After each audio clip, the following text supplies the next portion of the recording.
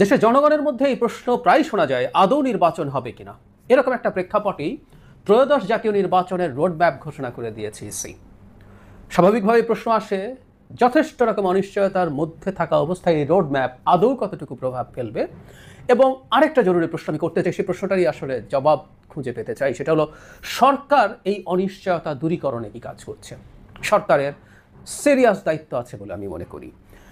গতকাল নির্বাচন কমিশন তাদের রোডম্যাপ ঘোষণা করেছে, কয়েক দফা বলার পরও পিছিয়ে শেষ পর্যন্ত হলো। আমি খুব বেশি বিস্তারিত বলছি না, এখানে কতগুলো ল্যান্ডমার্ক, যেমন তারা দল ও অংশীজনের সাথে সংলাপ করবেন, তারপর কবে সেটা করবেন, ভোটার তালিকা হালনাগাদ কবে করবেন, নির্বাচনী আচরণবিধি, এখানে খুব বিস্তারিত ব্যাপার আছে, সেগুলো নিয়ে তারা ফাইনালাইজ করবেন।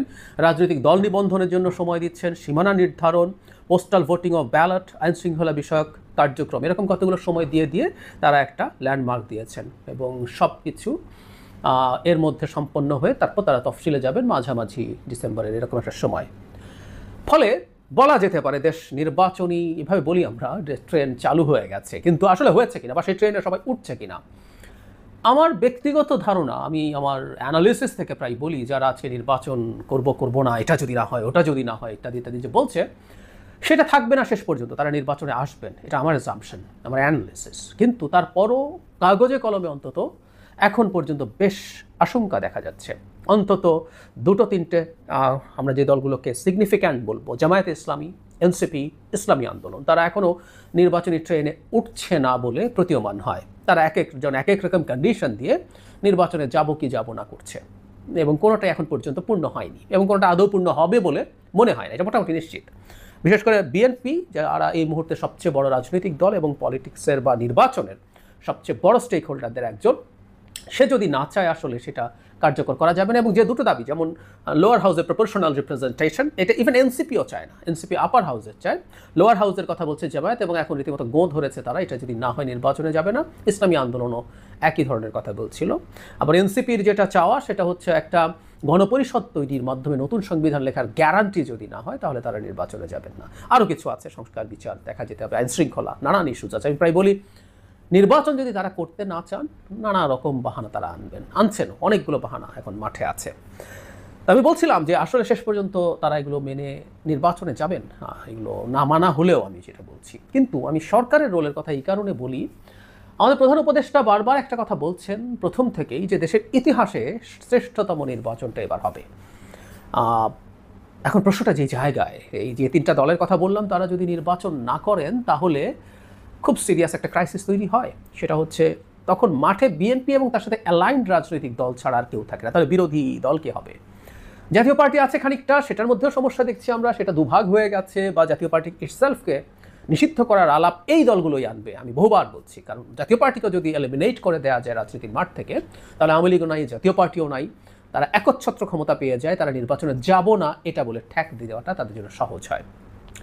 বিদ্যমান প্রেক্ষাপটে সরকারকে আসলে রোল প্লে করতে হবে। এখন প্রধান উপদেষ্টা যখন বলছেন একটা শ্রেষ্ঠতম নির্বাচন তিনি দিয়ে যেতে চান, করে যেতে চান, তখন তাকে সেটা আসলে করে দেখাতে হবে। আমি স্মরণ করবো, এবং আমি প্রায় এটাকে কোট করি, তিনি ডেইলি স্টার সম্পাদক জানা মাহফুজা নামের সাথে একটা ইন্টারভিউতে স্পষ্টভাবে বলেছিলেন যে ওনারা ঠিক সরকার নন, ওনারা ফ্যাসিলিটেটর।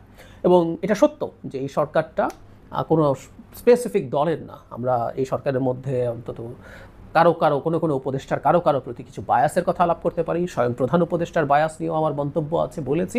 কিন্তু দিনের শেষে এই সরকারকে ফ্যাসিলিটেট করতে হবে, সরকারকে আসলে দায়িত্ব নিতে হবে এই দলগুলো যেন নির্বাচনে আসে। এটার জন্য যা যা প্রয়োজন সরকারকে সেই রকম আলোচনা বা চাপ যাই বলি সেটা করতে হবে। এটা ডক্টর ইউনূসের নিজের স্বার্থেও জরুরি, আমাদের মনে থাকা দরকার, মনে রাখা দরকার। আমি এভাবেই বলছিলাম যে ঘটকের মতো ওনার দায়িত্ব হয়ে গেছে। যখন ঘটকের ঘটকালি করা বিয়েতে পাত্রপাত্রী ভালো সংসার জীবন যাপন করে, কোনো ক্রেডিট ঘটকের হয় না, কিন্তু যদি সমস্যা হয় সবাই ঘটক বেটাকে খুঁজে বের করে। সো ডক্টর ইউনূসের রোল এরকম হয়ে গেছে। দেশ খুব ভালো চললেও আসলে ওই যে বলেছি প্রায় এভাবে বলতো, ডক্টর ইউনূস তো দেশ ভালো চালাবেনি, ভালো নির্বাচন তো দেবেনি, কিন্তু যদি উনি খারাপ করেন, ওনার মারাত্মক সুনামের ক্ষতি হবে। দেশের এই টার্ময়েলের টাইমে তিনি দায়িত্ব নিয়েছেন, এবং উনি অনেক জায়গায় অনেক ব্যর্থ হয়েছেন। ওনার এখন সর্বশেষ পরীক্ষা যেটা, সেটা যদি উনি করে যেতে পারেন, তাও মোটা দাগে ওনার মানসম্মান রক্ষা হবে, সেটা হচ্ছে উনি একটা ভালো নির্বাচনের মাধ্যমে সবার অংশগ্রহণে, মানে আওয়ামী লীগ বাদ দিয়ে সবার অংশগ্রহণের মাধ্যমে একটা নির্বাচন করে একটা গণতান্ত্রিক সরকারের হাতে যদি ক্ষমতা দিয়ে যেতে চান, তাহলে ওনার লিস্ট উনি মোটামুটি সন্তোষজনক। আমি আবারও বলি, ওনার যে স্টেচার, ওনার যে নাম সুনাম, তার উপরে ভিত্তি করে আমাদের যে এক্সপেকটেশন, সেটার তুলনায় উনি আসলে তেমন কিছুই আমাদের সামনে দিতে পারেননি, করতে পারেননি, এটা সত্য।